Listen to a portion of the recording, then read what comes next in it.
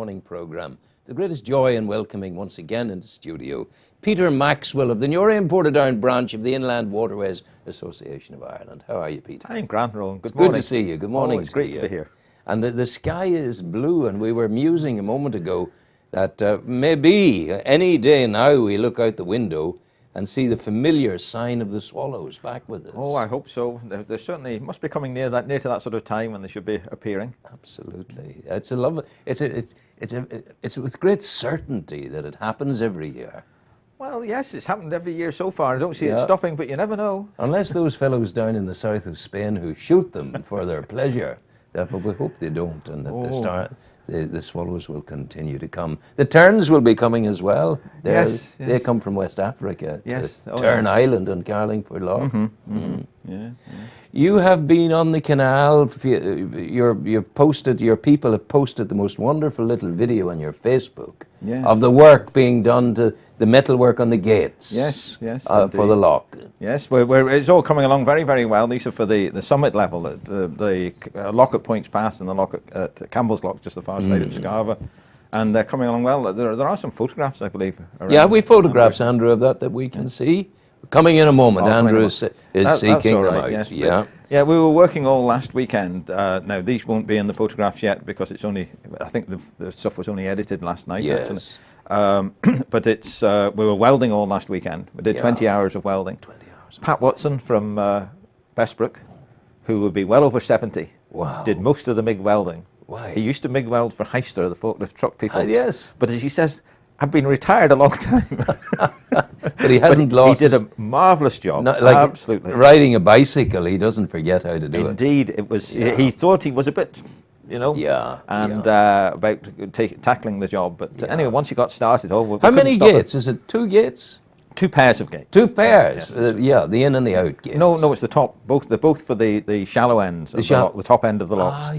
Just to keep water in the summit section. So you've got a lock here at Campbell's Lock, at Scarva, a lock there at Points Pass, and it's to keep water just between those two locks. So it takes, each lock needs 2 gates. We need 2 gates at the top of each lock. Yeah. And now you won't be able to go through the locks. No. But then there's no water below the lock because you need to put the gates on the next lock down to get down through it.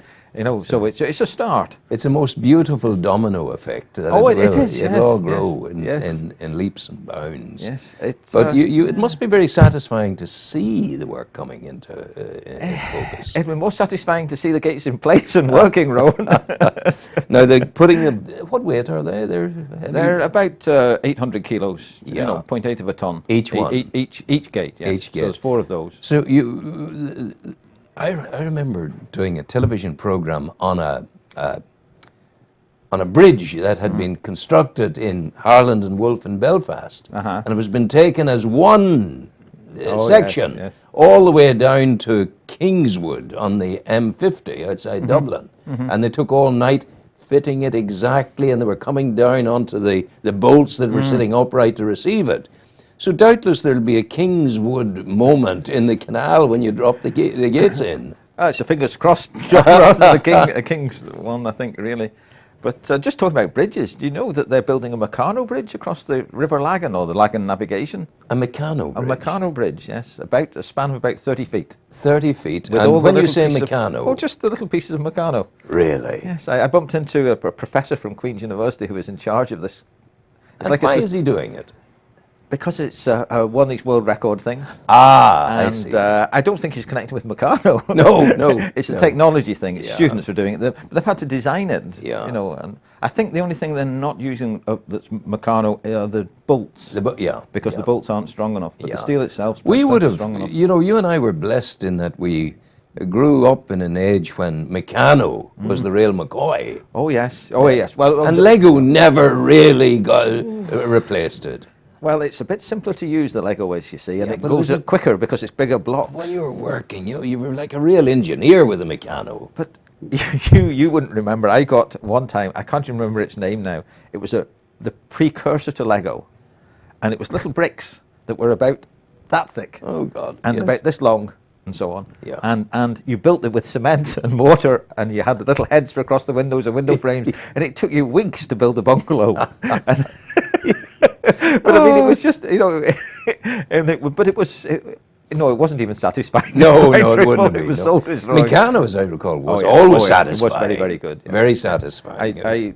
Do we possibly? Oh, look, what have we got here? Yes. This is Pat Shanks with his chainsaw. Wow. This is sort of joinery work we do. It's chainsaw job, you know. And this is one of your oak beams. Yeah. Yes, it's the heel post that goes next to the stonework. So that's why we've drilled it for the holes and countersunk. And you're now at the business there of rounding off the edges. Rounding off the edges, yes. Yeah. Yes. So the only way to do that's a chainsaw. It's oak. It's green oak. Yeah. It's expensive enough stuff, but it certainly is the only material to be using on a lock gate. Now, once you're still have work to do once the chainsaw has completed its job, because you'll have to round it off a wee bit more. That's right. Yes, How do you do it? Using planes or what? We used an electric plane to begin with, and then down to a hand planer. And because of the giants whose shoulders you stand upon as you look back, you'll have a certain pride in making sure it's right. And looks good. It's unbelievable. You see the rectangular section of the oak there, and say Pat Shanks is starting off to take the corners off, and you think this will never look like the way when you see a canal, you know. Yes. And it's amazing. Well, just after like four hours work, it's rounded. It's rounded. Yeah, and it looks just exactly the same as any other canal. Yeah. I'm looking at the holes in the top. What are those? Well, it bolts onto that bit of timber bolts onto the steel upright. Yes, those are the bolt holes. Yes, and they're large because there has to be room for the head to countersink in. Yes, and then we put a wooden plug in on top of that. My goodness. Wow. Yeah. Such a joy to see that. Oh yes, yes. And remember, none of us ever done this before. Yeah. Now Pat's used chainsaws for cutting timber before. Yeah. But because he makes boat masts and all sorts of yes. stuff. Very fortunate to have a member like that in the branch. Of course. You're good practical people.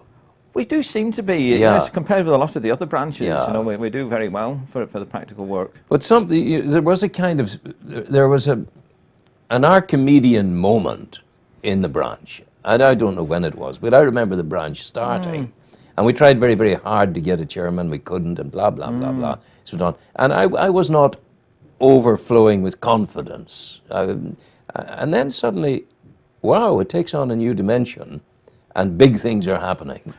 Meaningful things. The meaningful things started once we got permission to start cleaning up the inland canal, working on the stonework, taking away the whin bushes, the brambles, the trees, because the first 3-4 years the Environment Agency, Built Heritage, and the councils would not let us touch them. And they threatened with fines of 12,000 or 15,000 pounds if we pulled out one bush. And eventually we talked them around and they let us do one lock first. We did Campbell's Lock, which is one end of the summit. What was the process of changing their minds? How did you do that? Because they were set fair against it.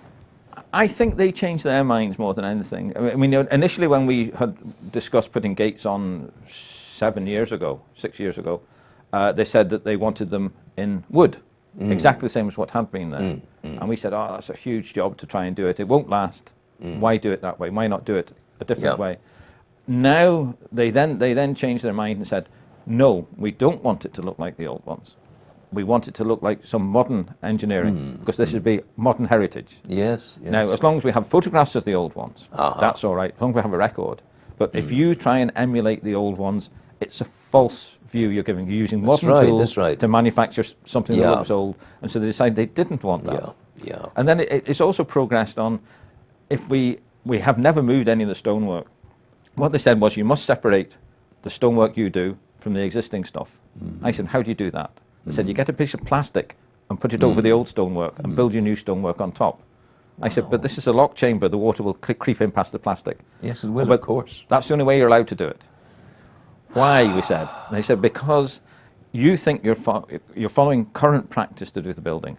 And that is considered best practice now, but in 10, 15 years' time it mightn't be. And we're afraid that when you go to dismantle it, to go to a better practice, that in fact you'll damage the old stuff. Fair enough. You can't argue with that, you see.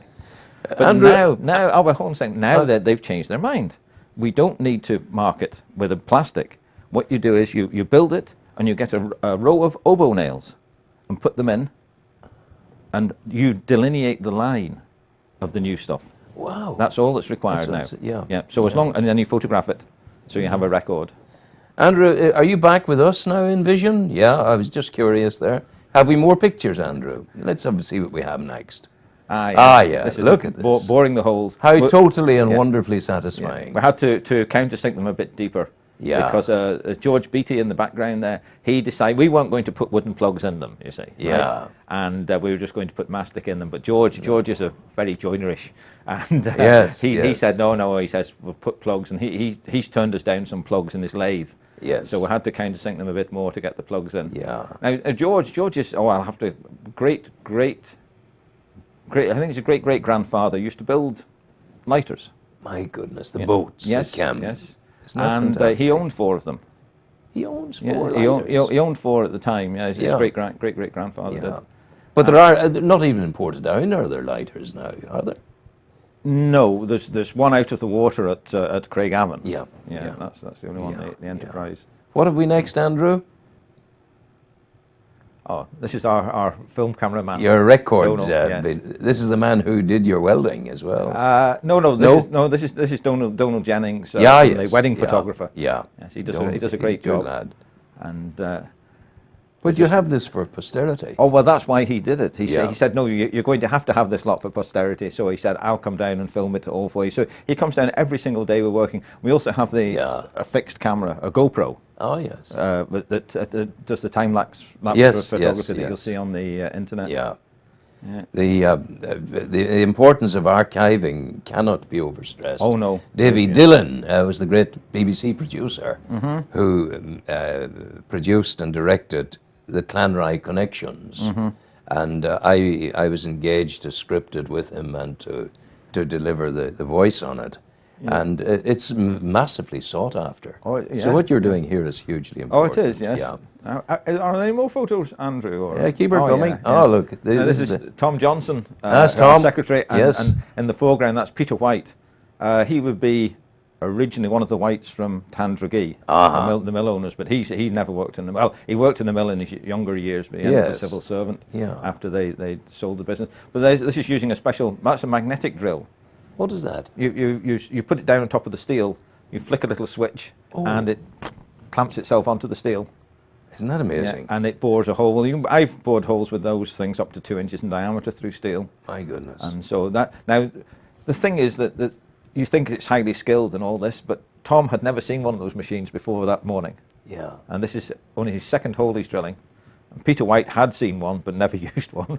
Where did you get the like of that? The premises we're using is fully equipped. That's the best description. Yeah. All the stuff's on loan. You can see 2 of the timbers in the background with the curves. I see that. The curves are there. Well done. Well done. Well done. Yeah, and that's a portable welder you see in the background there. That was lent to us by a member of the Riverban and Loughney branch of the IWAI.